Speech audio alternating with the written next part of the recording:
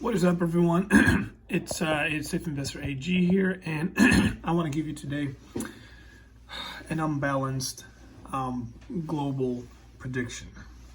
And I know many of you are going to call me crazy. Before I jump into it, I want to give you a quick update.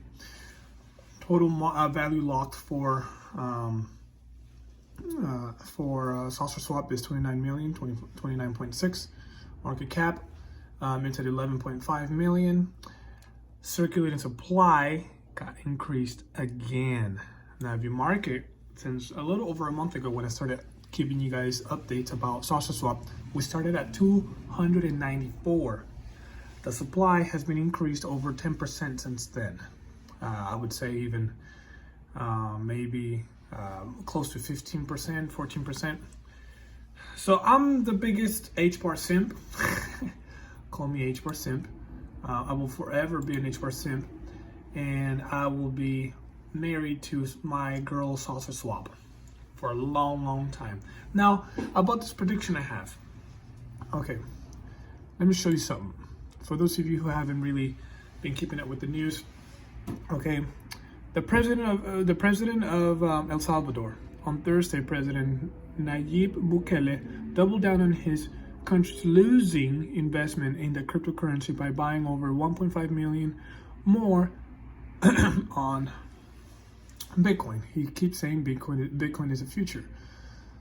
Though Bukele has refused to disclose how much taxpayer money he has spent on Bitcoin, the best guess based on his purchase announcement is $107 million, with a further of $200 million in administration and infrastructure, equivalent to nearly 4% of the developing country's budget. Okay? You need to understand currently that El Salvador's current currency is the dollar and now Bitcoin. What is going on in El Salvador?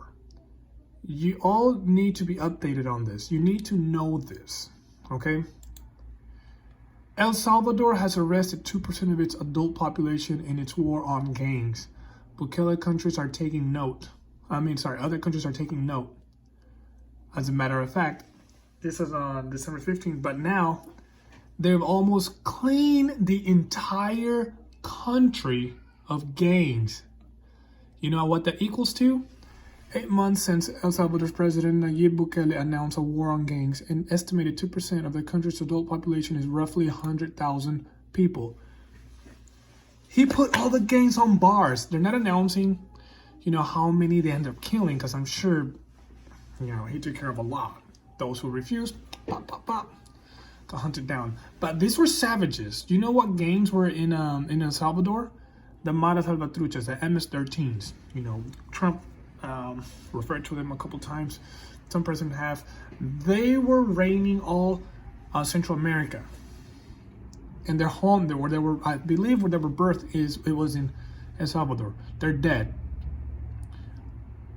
But why is this president buying Bitcoin? Why? If the dollar's so strong, why is it buying Bitcoin? You look at the dollar index. Okay, let's look at the 3-year. It looks like it's going up, right? But let's look at the entire index. It's looking pretty bearish to me. Okay? Pretty darn bearish. What you need to understand, and look at gold.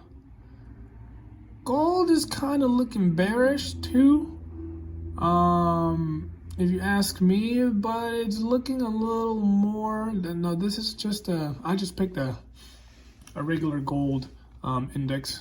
I don't really look for the main one, the main one. Okay. He's not sitting on, let's look at the stat again.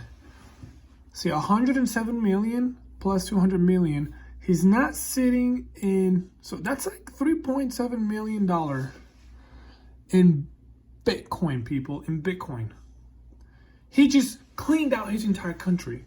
They're free from gangs.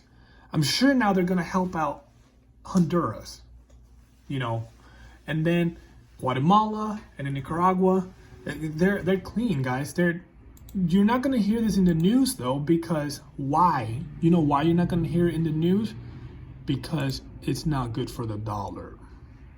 Call me conspiracy theorist, call me whatever, but the reason why this president just now loaded a huge bag, okay, and he's being, attacked by a lot of corporations and billionaires that he's an idiot, a moron for doing that. He's not sitting on $300 million or loading up on the US dollar. He's loading up on Bitcoin. So he just had a huge, probably the biggest, most massive W any president can have in his country. This guy's looked at as a hero. So you look at the war in Ukraine, you hear the media running, covering them. Yeah, that president is a hero, president, whatever, But you don't hear about El Salvador president. They legit just cleaned out their entire country. You know how clean they are now? Let me show you how clean they are now. This is how clean they are from the gangs.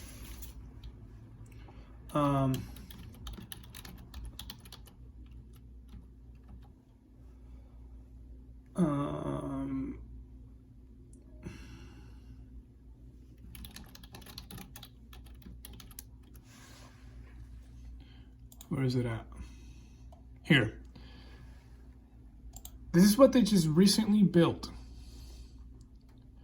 They weren't able to build any of this because the gangs would go and visit the people and say, hey, you owe us gang taxes and so pay us half of your profits. So no one was allowed to make money, ever. President came in, wiped them all out. Now they built this. Now there's cruises. Yes, cruises. The country just opened up to cruises last year in 2022. They've had about 6 cruises stop by. You know how amazing that is for the economy when cruises stop by a shore of a country? Huge. It boosts their economy because the tourists can, buy their food, their mementos, and now they're building more so tourists can stop by. They're going to build nice hotels now. Now this country is going to flourish. It's going to flourish, and then they're going to help the other neighboring countries. Okay? But why is he buying Bitcoin? Why? Why is he loading up on Bitcoin? Stay tuned for part 2. I'm sorry I can't do that long of a video right now, but it has a lot to do. Maybe I have some time right now. Let me show you. If you go to my